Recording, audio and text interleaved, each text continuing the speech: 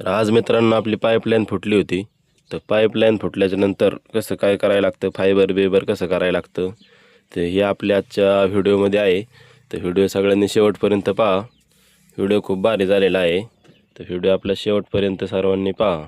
नमस्कार मित्रांनो, स्वागत आहे तुमचं आपल्या एका नवीन व्हिडिओमध्ये. तर आता दुपारच्या 2 वाजून गेल्यात. आपलं पाणी होतं दुपारपर्यंत, ते कॅनेलचं पाणी आटलं आहे. आपल्या विहिरीचं काय एवढं काम नाही झालेलं, त्यामुळं जेवढं पाणी होतं तेवढं काढलं आपण. आणि जुन्या नळाला गेलो होतो जोडायला, तिकडं स्टार्टरचं काम निघलं होतं. तिकडून मोटर चालू बिलू केली, एरिव गेलं, पाणी येत नव्हतं म्हणून इकडं नळवाडीच्या वरल्या साईडला आपली लाईन फुटली. उकरले आम्ही मागाचे धरून. तर दाजींना केला आहे फायबरला फोन, तर दाजी काय आला नाही अजून. तुम्हाला दाखवतो कसं काय केलं आहे पुढं. इथं बघू शकता मागं, तर मागं उकारलं आहे. आम्हाला दाखवतो. ऊन लागते पलीकडून, त्यामुळे डोळ्या चमकतेले. इथं रस्ता आहे आणि इथं कडेला सगळंच पाणी निघत होतं. इकडं चांगलं डाबाड झालं होतं बघा, इकडं ओलं झालं आहे. आम्ही मग लगेच कोरी गाम्याला घेऊन आलो. आता इथं उकरून बिकरून ओके केलं आहे.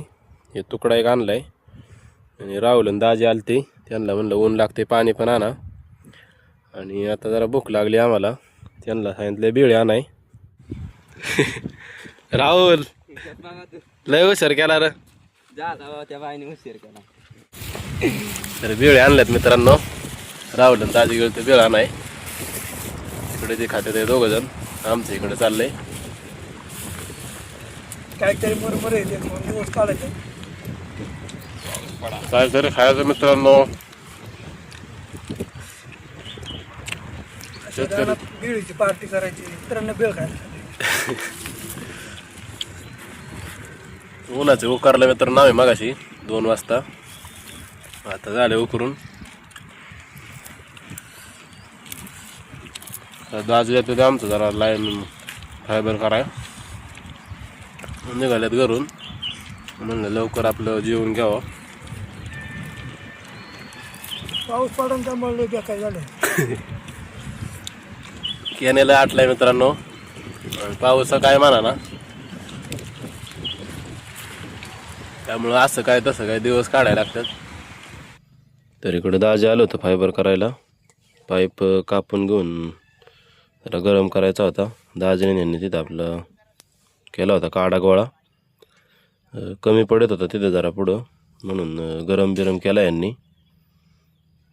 गाण बिन काढून घेतली दाजीने. तर फायबर करायचं म्हणल्यावर लय अवघड काम राहते. जिथल्या तिथं टायमिंगला सगळा खेळ झाला पाहिजे, नाही तर काय उपयोग होत नाही. ते गरम केल्याच्या नंतर पाईप पण नीट व्यवस्थित बसवायला लागतो. जर नाही नीट व्यवस्थित बसला मागं बिगं तर परत काढायचं आणि ती लय दुखणी असतात. त्यामुळे लय व्यवस्थित करायला लागतं फायबर. तर दाजीचं यांचं दररोजच आहे, त्यामुळे ती करतात चांगलं. आता याच्यावर फायबर करायचं होतं, त्यामुळे मस्त घासून बिसून घ्यायला लागतं. व्यवस्थित फायबर बसतं त्याच्यावर. आणि इकडं मटेरियल पण बरोबर जेवढं लागते तेवढंच बसवायला लागतं मापात. मग इथं यांनी पावडर मस्त गोळा करून फायबर मस्त इकडं करून घेतलं. एका साईडलाच केलं आम्ही. एकदम मस्त असं केलं आहे का नाही, असं फायबर केलं दाजीने बारीमध्ये.